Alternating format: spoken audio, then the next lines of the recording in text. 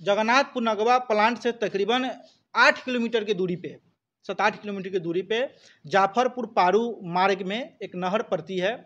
उस नहर पे पुलिस अपनी गाड़ी रोकती है और वहाँ घटना का स्थान और मोहम्मद नवाब के पास से कट्टा दर्शा देती है, जबकि मोहम्मद नवाब के पास से जो रुपेश पटेल का प्लांट है वहाँ से कुछ बरामद नहीं होता है।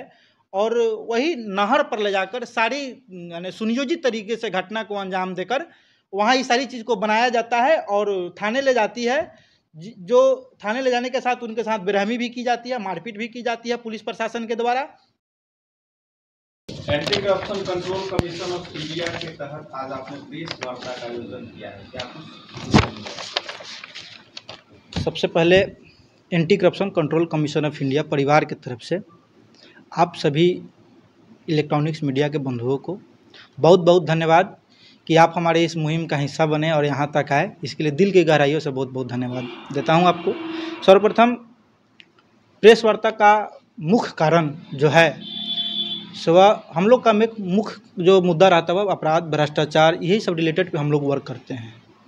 और दिन प्रतिदिन समाज में अपराध भ्रष्टाचार तो बढ़ ही रहा है, साथ ही साथ पुलिसिया अपराध और भ्रष्टाचार चरम सीमा पर है। दबे कुचले लोगों को बेवजह परेशान करना, बेवजह उसको अपराध की दुनिया में ढकेलना, यह पुलिस की मानसिकता बन गई है, उसका पेशा हो गया है। इसी मुद्दे पे आज ये प्रेस कॉन्फ्रेंस किया जा रहा है। घटना 15/3/2025 की है। एक गरीब परिवार के लोग, घटना पारू थाना अंतर्गत जगन्नाथपुर नगवा गांव की है, जहां एक स्वास्थ्य विभाग के ठेकेदार रुपेश पटेल हैं। उन्हीं के यहाँ उसी गांव के जो मजदूर टाइप के लोग हैं जो मजदूरी करते थे, उनका नाम मोहम्मद नवाब है, जो उन्हीं के यहाँ मजदूरी करते थे। जैसा कि परिवार वालों ने बताया मुझे कि शाम तकरीबन 6:30-7 के बीच उनके राशन की कमी हो गई घर में, तो क्योंकि वो कमाते थे तो खाते थे, उनके यहाँ पैसे के लिए गए। पैसे के लिए जब गए उनके प्लांट पे जगन्नाथपुर नगवा में रुपेश जी के यहाँ, तो उसी दरमियान पुलिस वहाँ आती है और बेवजह बिना कारण कोई बताए पुलिस वहाँ से मोहम्मद नवाब और उनके ठेकेदार जो रुपेश पटेल हैं उनको अपने साथ जबरन, और उनके दरवाजे पर जो गाड़ी थी, जो मोहम्मद नवाब की गाड़ी थी और जो उनके यहाँ कर्मी काम करते थे उनकी भी गाड़ियाँ थी, पुलिस अपने साथ लेकर चली गई। और वहाँ से इतना ही नहीं, वहाँ से ले जाने के बाद एक सुनियोजित तरीके से पुलिस के द्वारा घटना ने इस घटनाक्रम को बनाया गया है, जो कहीं से शोभनीय नहीं है। वहाँ से तकरीबन जगन्नाथपुर नगवा प्लांट से तकरीबन 8 किलोमीटर की दूरी पे 7-8 किलोमीटर की दूरी पे जाफरपुर पारू मार्ग में एक नहर पड़ती है। उस नहर पे पुलिस अपनी गाड़ी रोकती है और वहाँ घटना का स्थान और मोहम्मद नवाब के पास से कट्टा दर्शा देती है, जबकि मोहम्मद नवाब के पास से जो रुपेश पटेल का प्लांट है वहाँ से कुछ बरामद नहीं होता है। और वही नहर पर ले जाकर सारी यानी सुनियोजित तरीके से घटना को अंजाम देकर वहाँ ये सारी चीज़ को बनाया जाता है और थाने ले जाती है। जो थाने ले जाने के साथ उनके साथ बेरहमी भी की जाती है, मारपीट भी की जाती है पुलिस प्रशासन के द्वारा, और सुबह होकर के जेल भेज दिया जाता है। जेल भेज देने के बाद उनके एक और साथी हैं जिनका नाम मोहम्मद एजाज है, जो साथ में बैठे हुए हैं हमारे, ये भी बहुत डरे और सहमे हुए हैं। लगातार पुलिस के द्वारा और उनके मुखबिरों के द्वारा इनको धमकी दिया जा रहा है। इनका भी हमारे पास कंप्लेंट आया है, इनका भी कंप्लेंट मेरे पास आया है कि तुम्हारा भी वही हश्र करेंगे जो तुम्हारे दोस्तों का किए हैं। तो अब बताइए, आखिर गुहार लगाने किसके पास जाएगी जनता? ये मजलूम व्यक्ति, कमज़ोर असहाय व्यक्ति, जनता किसके पास जाएगी? शोषित पीड़ित जनता। जब पुलिस ही रक्षक के अलावा भक्षक बन जाए तो आदमी उम्मीद किससे कर सकता है? तो हम जैसे लोगों को आना मजबूरी हो जाती है, जनता के साथ में खड़े होकर के उसकी आवाज़ बनकर उसको न्याय दिलाने के लिए हम जैसे लोग आते हैं। और इनको लगातार धमकी दी जाती है। इन्होंने आवेदन में मुझे दिया है कि अगर इनको काउंटर की भी धमकी दी जा रही है कि तुम्हारा काउंटर कर देंगे। अगर इन्होंने लिखा है कि सर अगर हमारी हत्या होती है तो उसका जिम्मेदार पुलिस प्रशासन होगा।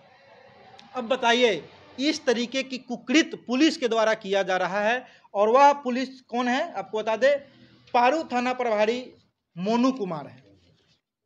अब तक के ऐसे पुलिस प्रशासन को भ्रष्ट पदाधिकारी कहने में कहीं से भी कोई शर्म की बात नहीं है।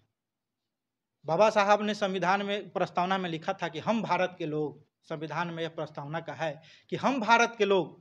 आज यही लोग पूछ रहे हैं पलट करके कौन भारत के लोग, कहाँ जाएंगे ये लोग, कौन इनकी बचाने वाले, इनको मदद करने वाले लोग होंगे जब पुलिस भक्षक बन जाएगी।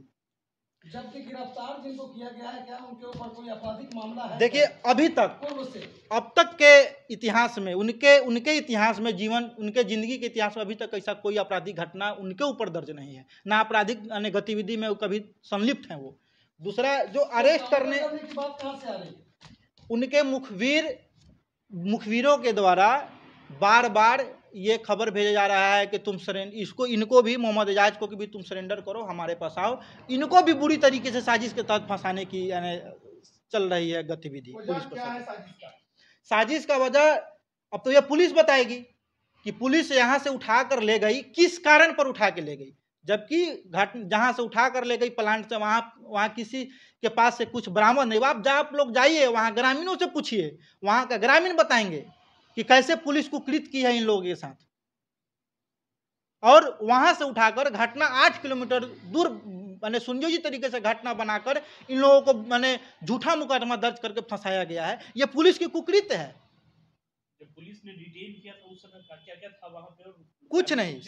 क्या ग्रामीण लोग थे वहां पे? ग्रामीण लोग हैं। अब ग्रामीण, आप जगन्नाथ पुनगवा जाइए और वहां प्लांट है, अगल बगल के लोग से आप पूछिए, पता कीजिए कि आखिर क्या कारण है, क्या कैसी बातें हुई।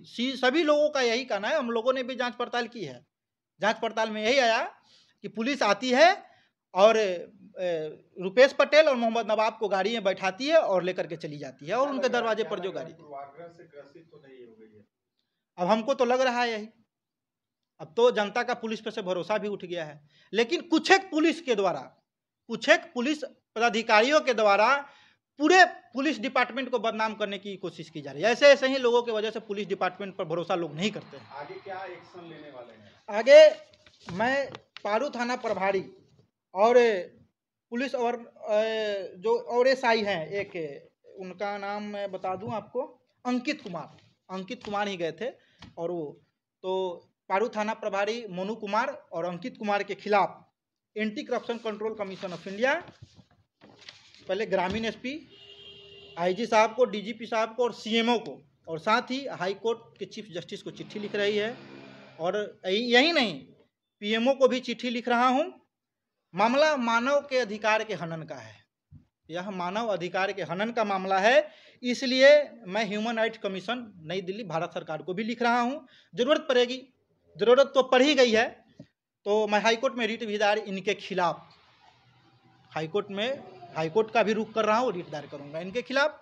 और ऐसे भ्रष्ट पदाधिकारियों को, जो समाज में नौजवानों को अपराधी बनाने का जो इनका मंसूबा चल रहा है, ये बंद कर दे।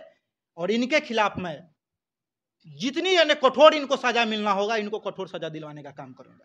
जब इंटरवेन करेगी, क्या लगता है क्या कुछ निकल के आ सकता है? किस तरह की? देखिए, ये मामला जो है से बहुत ही संगीन मामला है और जो जांच का विषय हो गया है। लेकिन अब हाईकोर्ट के चीफ जस्टिस से हमारी गुजारिश होगी, उनको मैं लिख रहा हूं कि यह मामला किसी पुलिस पदाधिकारी से जांच न करवाया जाए।